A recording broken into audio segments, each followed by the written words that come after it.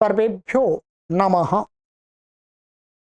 देववाणी संस्कृतम यूट्यूब चलदृश्यं प्रति भवतां भवतीनां च हार्दं स्वागतम्।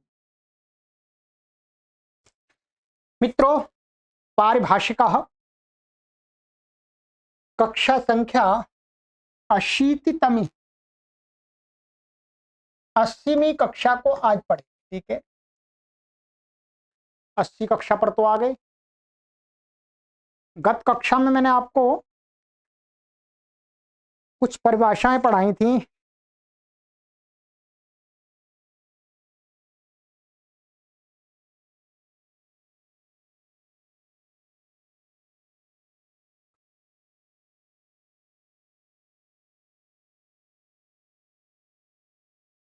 एक 127 तक हमारी परिभाषाएं हो गई हैं। ठीक है, क्या है? 127। आज 128वीं परिभाषा को पढ़ेंगे और सूचना के हेतु आपसे निवेदन करते हैं कि अब हमारी काशिका वृत्ति की कक्षा आरंभ होने वाली है। आप अपने मित्रों को भी सूचना दें कि व्याकरण को पढ़ने के लिए काशिका वृत्ति को अवश्य पढ़ें। ठीक है, चलिएगा।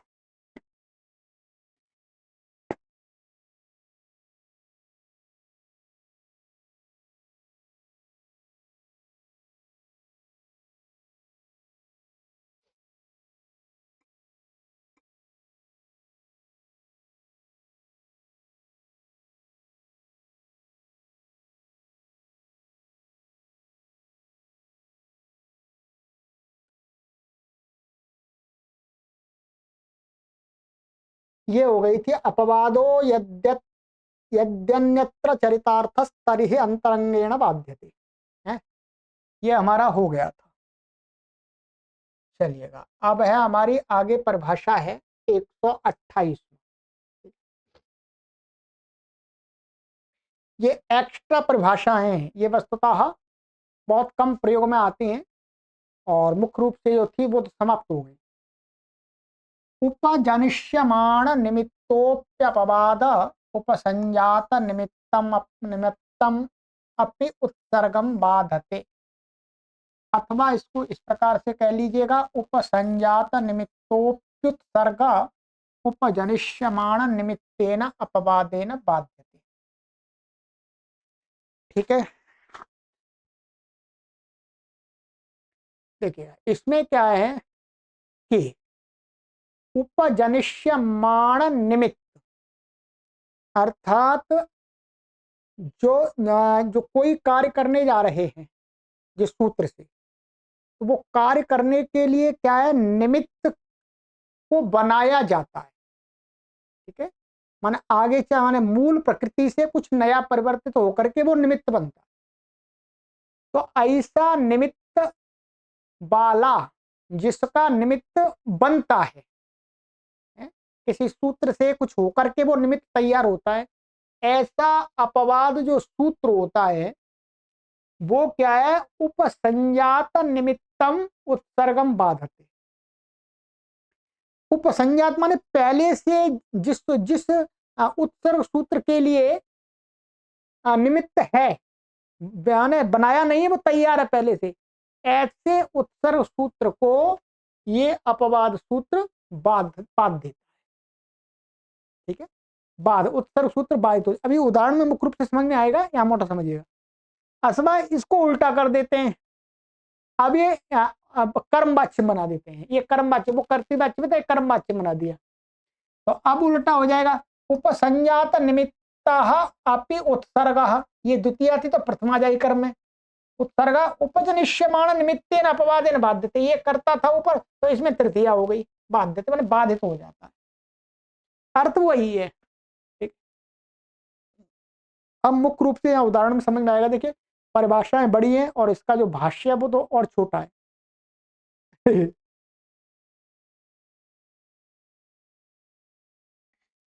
तेन ददति इत्यत्र उपजात कहिए या उपसंजात है, उपजात निमित्तम अपि अंतरंगम झो अंतः इत्यंतादेशम उपजनिष्यमाण निमित्तः अदभ्यस्तात् इति अद आदेशो बाधते। कैसे? ये कहते हैं जैसे ये क्या है, ये दा धातु है और यहाँ पर ये लट लकार में झी आ गए। ठीक है, क्या आ गया? झी। अब यहाँ पर क्या है? झो अंत। सबसे पहले क्या प्राप्त हो रहा है? झो अंत। झो अंत के लिए कोई जो निमित्त चाहिए वो पहले से तैयार है, बिना किसी सूत्र के लगाए ही यहाँ पर झो अंत के लिए निमित्त तैयार है। ये क्या है? उपजात निमित्त हो गया। ठीक है, ठीक है, उपजात निमित्त हो गया। ये भी निमित्त बनाया नहीं। और ये अब यहां पर झोंता जो सूत्र है वो क्या है? उत्सर्ग सूत्र है। कैसा है? उत्सर्ग। उत्सर्ग सूत्र है, परंतु साथ में अभी हम एक दूसरा सूत्र लगाएंगे, उसकी दृष्टि से ये अंतरंग है, वो बहिरंग है। तो नियम हमारा ये था कि अंतरंग बहिरंग को बांधता है। ये तो ठीक है, उत्सर्ग और अपवाद देखेंगे तब तो उत्सर्ग अपवाद को नहीं बांधेगा अपवाद, परंतु जब अंतरंग और उत्सर्ग देखने लगेंगे, वो अंतरंग और बहिरंग देखने लगेंगे तो बहिरंग बंध जाएगा, बहिरंग रुक जाएगा। अब ये हो गया।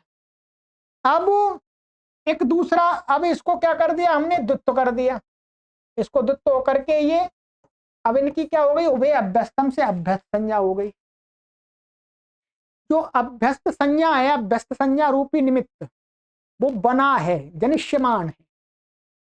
भाई पहले इसको हमने श्लव से द्वित्व किया, क्या है? श्लव से द्वित्व किया, फिर उभय अभ्यस्तम से अभ्यस्त संज्ञा हुई, पहले तो नहीं थी। अब यहां पर कहते हैं ध्वंता इति अंतादेश अंतादेशम उपजनिष्यमाण निमित्ता अदभ्यस्तात् इति अदादेशो बाधते। अब क्या है? अदभ्यस्तात्। अदभ्यस्तात् क्या है? इसमें अभ्यस्त संज्ञक से उत्तर झी, झी के झ को अंत नहीं होता है, क्या होता है? अत होता है। क्या होता है? अत। तो अब ये वाला जो सूत्र है, ये सूत्र कैसा है? ये अपवाद सूत्र है। और ये क्या है? ये है बहिरंग।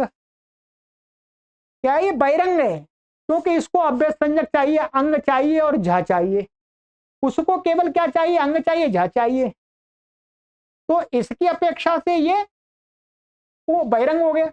अब बहिरंग हो गया तो फिर ये अंतरंग है, तो बहिरंग अंतरंग को बांधना चाहिए। ठीक है, अपवाद था और उत्तर था, परंतु उसकी दृष्टि से तो बहिरंग और उसकी दृष्टि से तो ये बलवान हो गया। तो क्या ये उपजनिष्यमान माने इसका जो निमित्त उत्पाद ये क्या है? बहिरंग होता हुआ भी इस उत्सर्ग अंतरंग को बाध्य कर देगा, या झी को अंत नहीं होगा। बस इतना ही इसका काम है परिभाषा का, ठीक, और कुछ विशेष काम नहीं है। इति अदादेशो बाधते माने इति अत आदेश अंत आदेशम बाधते, अंत आदेश को बांध देता है, तो जी को अत होकर के दादा ये ददत्ती बन जाता है, फिर इसका लोप हो जाता है। ठीक है, स्नाभ्यस्त आता आदि लग के। स्पष्टम चैत तो उभय अभ्यस्तम इति सूत्र भाष्य, ये वहां पर उभय अभ्यस्तम सूत्र में भाष्य में महर्षि पतंजलि ने परिभाषा को उठाया है, तो वहां पर स्पष्ट अर्थ है, स्पष्ट यहाँ पर भी है। बस इतना ही समझना है आपको। बस यहाँ पर हमें ये परेशानी कब आ रही थी? उत्सर्ग और अपवाद देख रहे तब नहीं, जब उत्सर्ग और अपवाद के साथ में हमने अंतरंग बहिरंग को भी जोड़ दिया, तब अपवाद बहिरंग होकर के कमजोर हो रहा था। तो उसको बलवान बनाने के लिए कहा नहीं, बलवान तो यही रहेगा अपवाद ही, पर वो कैसा होना चाहिए? उपजनिष्यमान होना चाहिए। ठीक है, ये हो गया। चलिएगा, अब है हमारी आगे की परिभाषा 129 129।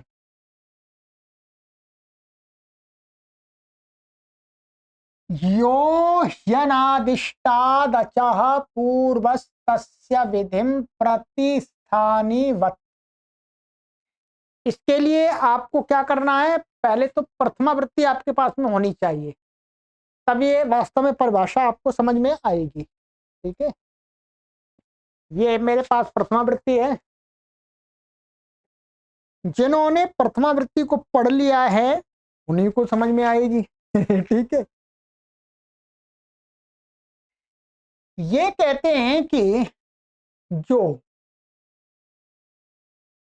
अचः परस्मिन् पूर्व विधौ जो सूत्र था, वहां कितने सूत्र थे, स्थानी बदा देशो अनल विधौ। ठीक है, अचः परस्मिन् पूर्व विधौ और फिर न पदांत दुर्वचन वरीय लोप, ये सूत्र था। तो स्थानी बदा देशो अनल विधौ जब लगाते हैं स्थानीवत करते हैं, परंतु फिर क्या अल विधि में निषेध हो जाता है, अल विधि को मानते हैं तब। फिर उस अल विधि में भी और नियम कर दिया कि परनिमित्त को यो अजादेश पूर्व विधौ कर्तव्य स्थानीवत भवति। ये वहां पर कार्य करता है कि अचा परस्मिन् पूर्व विधौ से जो परनिमित्तक यो अजादेश सह स्थानीवत भवति पूर्व विधौ कर्तव्य। परंतु जो परनिमित्तक जो अजादेश है वो अजादेश कब स्थानीवत होगा, पूर्व के कार्य करने में, हर जगह नहीं हो जाएगा, बस इतना नियम करने के लिए परिभाषा है। ठीक है, तो यहां पर ये कहते हैं कि यो ही अनादिष्टात अचः पूर्व, ध्यान रखेंगे, जो आदेश किया हुआ माने जिसके स्थान में हम आदेश करते हैं, जिसको हमें स्थानीवत करना है उसके स्थान में लोप आदेश कर दिया, कुछ कर दिया, अभी उदाहरण भी आएगा। ठीक है, तो जो आदेश है, जो आदेश हो रहा है वो स्थानीवत तभी होगा जब वो जिसके स्थान में हुआ है आदेश, जिसके स्थान में हुआ है उस स्थानीय से पूर्व, हम पूर्व में जिसको विधि कर रहे हैं वो उससे पहले विद्यमान होना चाहिए, तब जाकर के जो अचा परस्पर पूर्व विधौ लगता है। तो ये अनादिष्टात अचः माने जब आदेश नहीं हुआ था तब वो जो अच था उससे अनादिष्ट अच से पूर्व में जो विद्यमान था, तो आदेश होने के बाद में वो आदेश स्थानीवत तभी होगा यदि वो पहले से था, पूर्व वाला। ठीक है, तो पूर्व तस्य विधि माने उस पूर्व की विधि को करने में ही स्थानीवत होता है। अभी इतना मोटा समझ में नहीं आएगा, अभी यहाँ पर बता रहे चलिएगा, अभी तो मैंने आपको मोटा समझा दिया। ठीक है, यो ही अचः परस्मिन् पूर्व विधौ इति स्थानीवत भावः सोनादिष्टात् दचः पूर्वस्य कार्ये भवति। जो अचा परस्मिन् पूर्व विधौ से स्थानीवत करते हैं, ठीक है, वो स्थानीवत भाव कब होता है, अनादिष्टात अचः पूर्व को कार्य के करने में होता है। अब कैसे, अभी तो समझ में नहीं आएगा, मुझे तो समझ में आ रहा है। ठीक है, अब आगे बता रहे हैं, जैसे ये पटयति बनाते हैं, ये पटयति आपको हमने वहां पर बनाया था,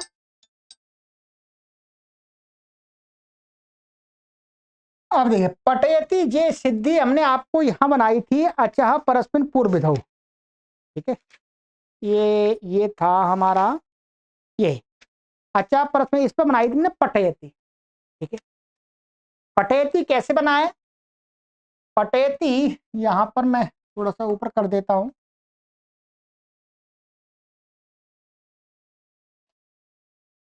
ये क्या है, ये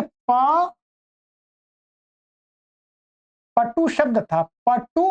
ठीक है, ये था पटुम आचष्टे इति पटयति। तो यहां पर हमने क्या किया था, पटु शब्द था और ये अमाया था, और आचष्टे अर्थ में यहां पर तत्करोति तदा चष्टे से यहां पर वार्तिक से णिच आया था। ध्यान रखें क्या आया था, णिच आया था। सारा यहाँ पर इस पर लोप आदि काम हो गया था। फिर क्या हुआ था, इस इणिच को मान करके वहां हमने क्या किया था कि अणा इष्टवत प्रातिपदिकस्य, ठीक है, माने अणु इष्टवत प्रातिपदिकस्य, इस इणी के परे रहते इसको प्रातिपदिक को इष्टनवत कार्य हो जाता है। इष्टवत टे से टी का लोप हो जाता है, इष्टि माने ऊ का लोप हो गया था। बस यही समझना है आपको। अब क्या हुआ था, पट और ये इणिच का, वो इणिच का क्या बचेगा, ई, ध्यान रखिए। इणिच क्या है, ये इणित है। अब क्या है, इसको मान करके हम वृद्धि करने चले। क्या करने चले, वृद्धि। तो वृद्धि करने चले तो अब क्या अतुपदाया से यहां वृद्धि प्राप्त हुई। तो स्थानीय बदा देशो अनल विधौ, ये यहां पर लिखा हुआ, ठीक है। अतुपदाया अलोन्तर पूर्व पदा से उपदा क्या है, अ, तो इससे वृद्धि। स्थानीय बदा देशो अनल विधौ से यहां पर क्या है, ये जो ऊ था वो स्थानीयवत हो गया, यहां पर ऊ दिखने लगा। तो उपदा में आकार नहीं मिला, उपदा में क्या मिला, टकार, तो वृद्धि नहीं प्राप्त हुई है, वृद्धि प्राप्त नहीं हुई, ठीक है। तो फिर उसमें स्थानीय आदेश से क्या अलविधि है। तो यहां पर पंचमी पंचमी अल से विधि, अल से पूर्व की विधि है। अल से पूर्व की विधि माने यहां पर जो स्थानीयवत हम कर रहे हैं वो ऊ जो स्थानीयवत हो रहा है, तो उससे पूर्व की अल, अल अल को मान करे, माने ये जो अल है ये स्थानीयवत हो रहा है, ठीक है। तो क्या है उसमें ये कहा है यहां पर अल विधि होने से पश्चात अनल विधौ से पंचमी 5 एक विधि होने के कारण से स्थानीयवत का निषेध हो गया। तो ये वो स्थानीयवत नहीं हुआ, फिर नहीं हुआ तो फिर अतुपदाया लगने लग गया, अतुपदाया लगने। फिर हमने कहा नहीं, अचा परस्पर पूर्व विधौ कि परनिमित्तक योजादेश, इसमें जो ऊ था वो क्या परनिमित्तक था, इसको मान करके लोप हुआ था। ऊ माने अच्छा अजादेश है, परनिमित्तक योजादेश पूर्व विधौ कर्तव्य, इस पूर्व को विधि करनी है। क्या करनी है, पूर्व को विधि। तो क्या है वो स्थानीयवत हो जाएगा, अच्छा परस्पर।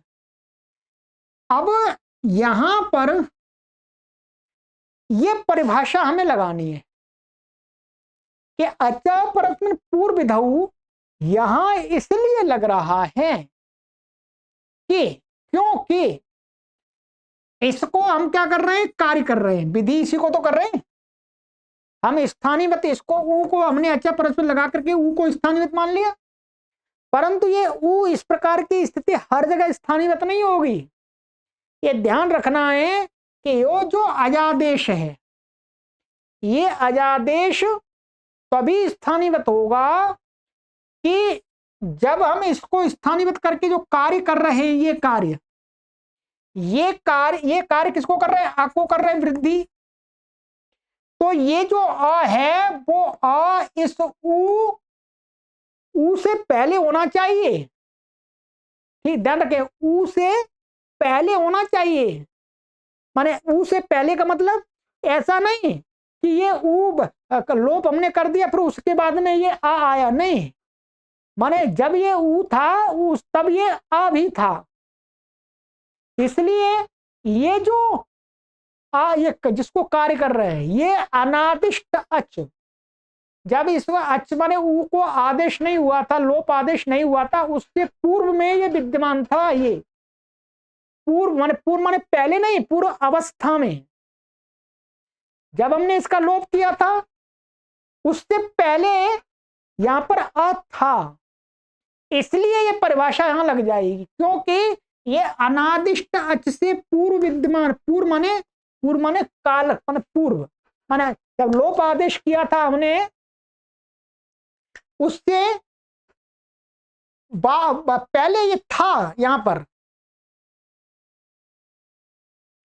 तो इसलिए इस लोप आदेश से पूर्व, माने जब आदेश नहीं हुआ उससे पूर्व ही इस आकार की सत्ता विद्यमान थी, इसलिए इस आकार को कोई काम करेंगे तो अच्छा परस्पर पूर्व लगेगा।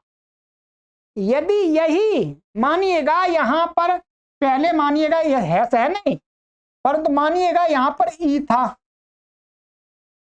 ये शब्द थोड़ा सपोज, ये सही नहीं है पर सोच लीजिएगा, यदि मानिएगा ये था ऐसा, पिटू शब्द मैंने मान लिया, पिटू पिटू, अब क्या किया, लोप हमने किया, लोप के बाद में किसी सूत्र से इस पी को प हो गया, तब ये पट बना। अब यहां पर ये ई है, अब इस आपको कुछ काम करेंगे वृद्धि आदि, तो ये जो उ है वो स्थानीवत नहीं होगा, चाहे बेशक ये परनिमित्त का आदेश है, पूर्व में विधि होगी, ये पूर्व, क्योंकि ये जो अ है ये तो लोप आदेश के बाद हमने कहीं किसी से किया है, ये है नहीं, मैंने वैसे ही बताया है, अब ये आगे उदाहरण आएगा एक, ठीक है। तो ऐसी स्थिति में ये अच्छा परस्पर पूर्व दौ से स्थानीवत होता, हर जगह नहीं होता, ठीक है। चलिए ये हुआ, अब यहां पढ़ेंगे, तेना पटयति इत्यत्र, यहाँ ये टू कहेंगे, ठीक है, यहाँ टट्टा नहीं है, वास्तव में टू भूल गए, पट्टू है शब्द, ठीक है। इत्यत्र टू शब्दा का शब्दों कारात, ऐसा होगा, टू शब्दों कारात अनादिष्टात अचः पूर्वा यह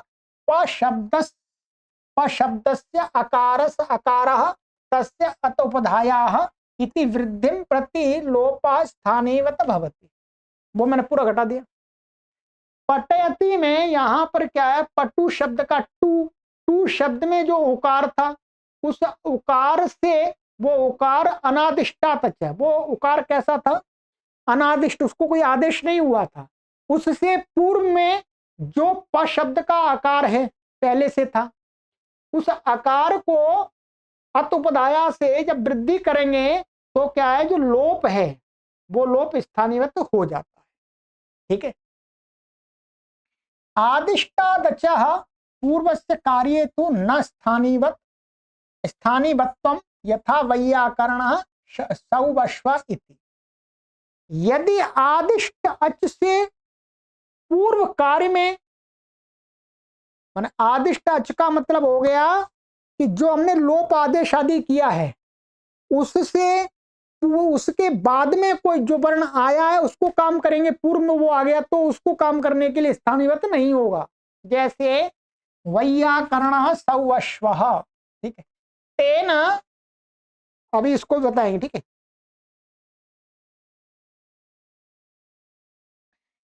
एचो यवा यावा इति न भवति। अब इसकी स्थिति क्या है, ध्यान रखिएगा, यहां पर क्या होता है, वैयाकरण में और सौवश्व में, ये वास्तव में क्या था, वी और ये आ और ये कर्ण, ठीक है, ऐसा था, ऐसा था।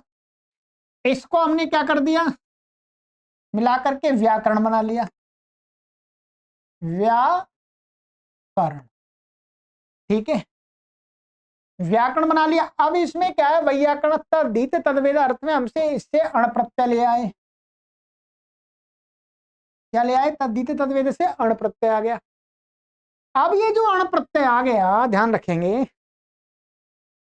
अब इससे क्या, तद्धितेषु चामादि से यहां वृद्धि प्राप्त होती है, परंतु उसका अपवाद क्या है, न एवाभ्याम पदांताभ्याम पूर्वाभ्याम पूर्वस्थित, वो एक मिनट, वो सूत्र पूरा एकदम उच्चारण में नहीं आ पा रहा, ये 7वें अध्याय के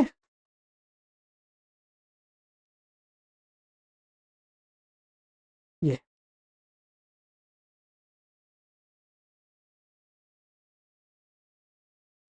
न एवाभ्याम पदांताभ्याम पूर्वताभ्याम ठीक है, एकदम पता जाता है, न एवाभ्याम पदांताभ्याम पूर्वताभ्याम, इस सूत्र से क्या हो गया, वृद्धि नहीं होती है, उसको क्या है, पदांत यकार पदांत उकार से ऐच आगम होता है, तो ये पदांत यकार है और पदांत वकार है, ठीक है।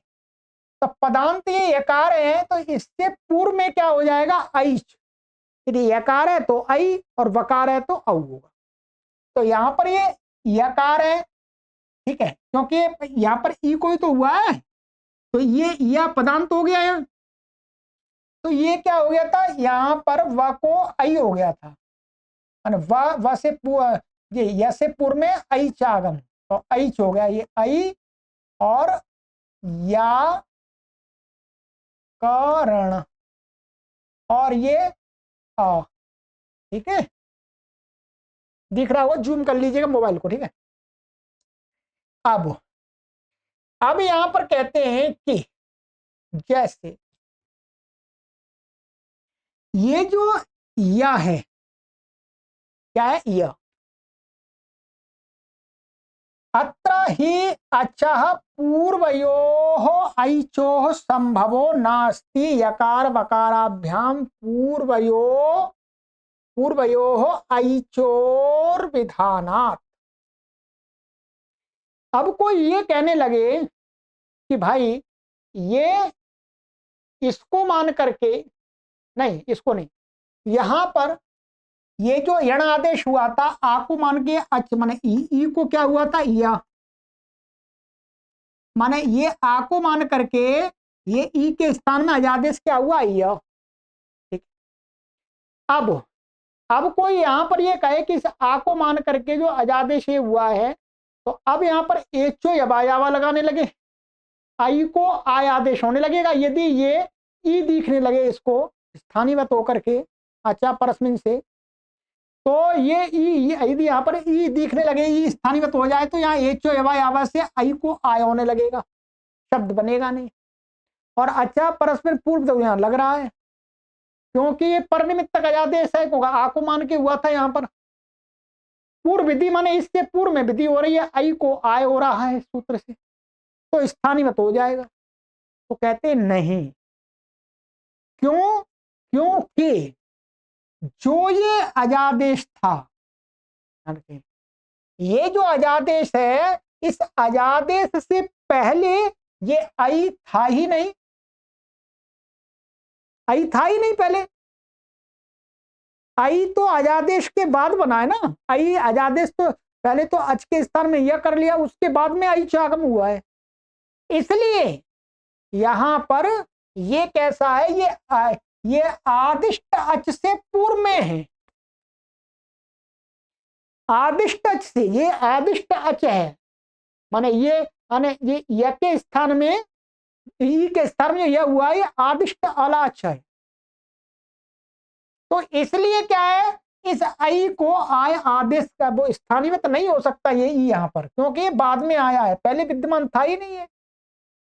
तो इसलिए ऐसी जगह पर अच्छा परस्पर पूर्व नहीं लगाएंगे, ठीक है। अत्र ही अच्छा पूर्वयोः ऐचो संभवो थी, क्योंकि यहां पर अच से, इस अच से पूर्व में ऐच था ही नहीं, संभव ही नहीं हो सकता, क्योंकि यकार वकाराभ्याम पूर्वयो ऐचोर विधानात्, क्योंकि यकार वकार से पूर्व को ऐच का विधान किया है, न कि अच से पूर्व, तो बाद में आया, मतलब ये है, ठीक है। बस अब इतना आपको समझ आए, कॉपी पर लिख के समझेंगे तब समझ में आएगा, थोड़ी सी कठिन परिभाषा है। अथ चास्य वचनस्याभावे ही अपि पचत इत्याद्यपि न सिद्धेत अपपचत इति स्यात्। यदि हम अच परस्पर पूर्व विधौ के साथ में इस परिभाषा को नहीं रखेंगे तो फिर अपि पचत नहीं बनेगा, अपि पचत नहीं बनेगा। अब इसको समझना है सिद्धि इसमें थोड़ी ज्यादा आ गई। कैसे,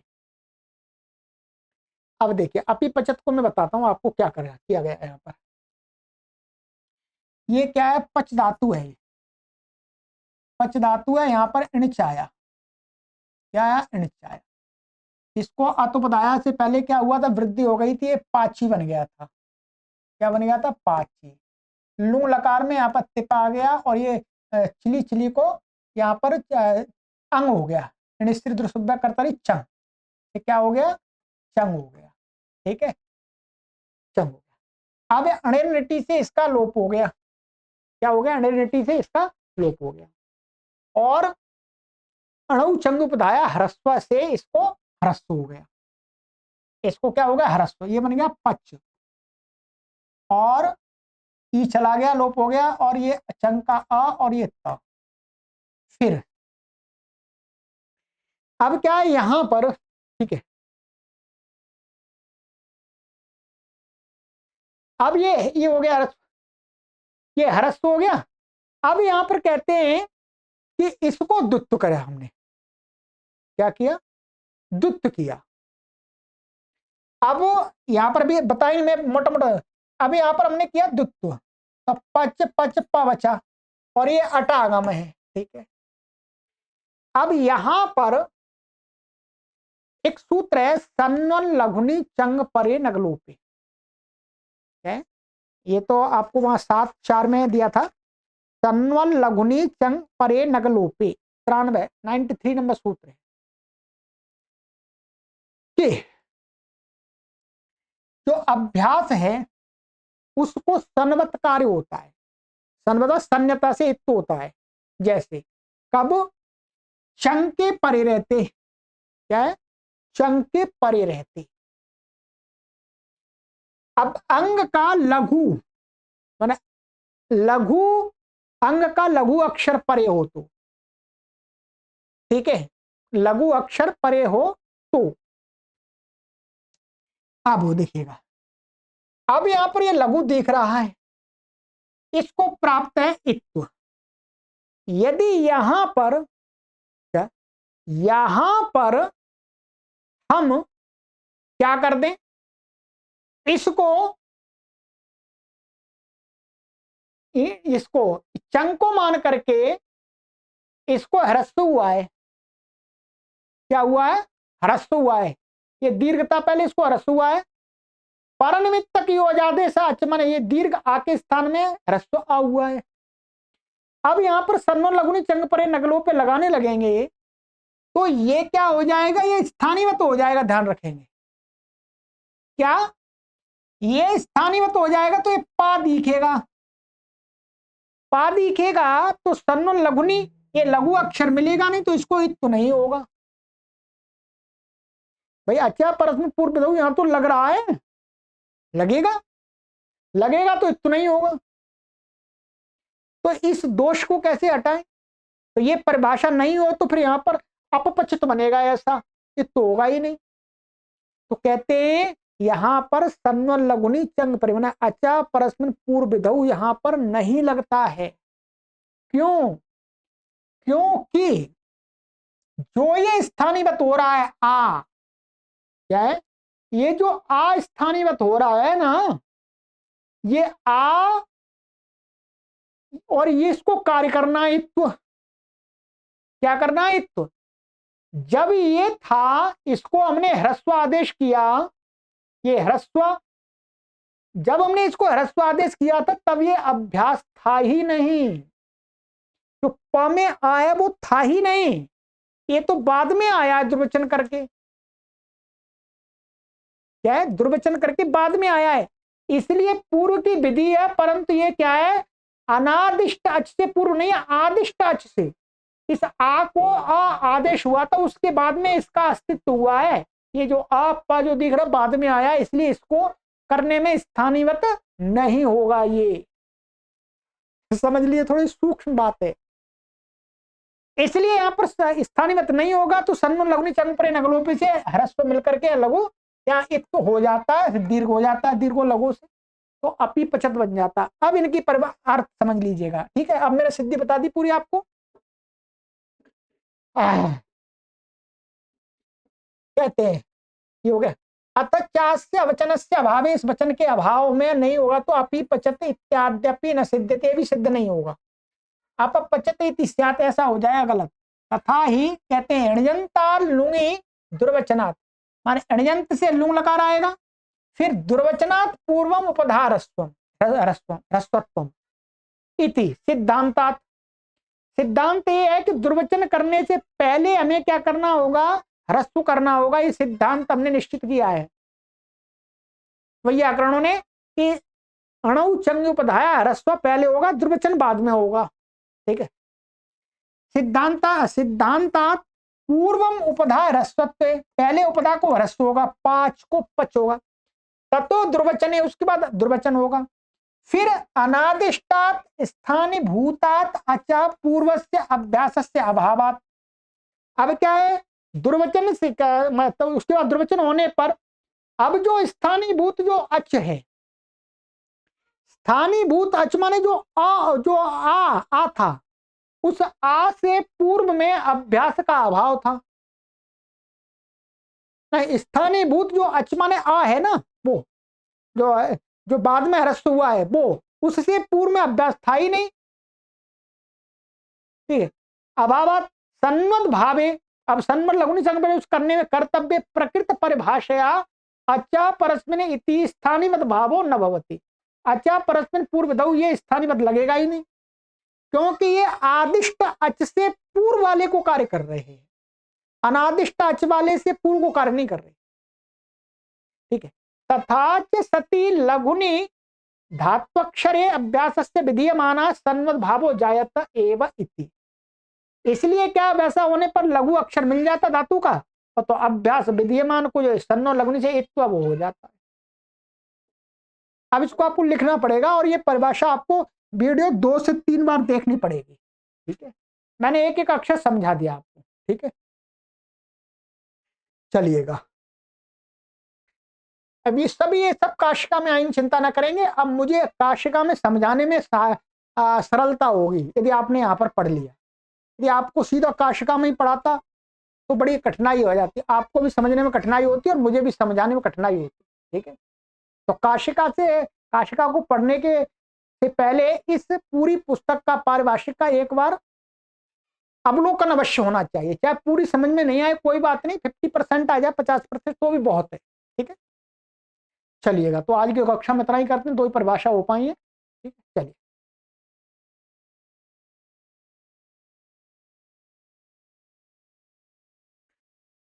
सर्वेभ्यो नमः।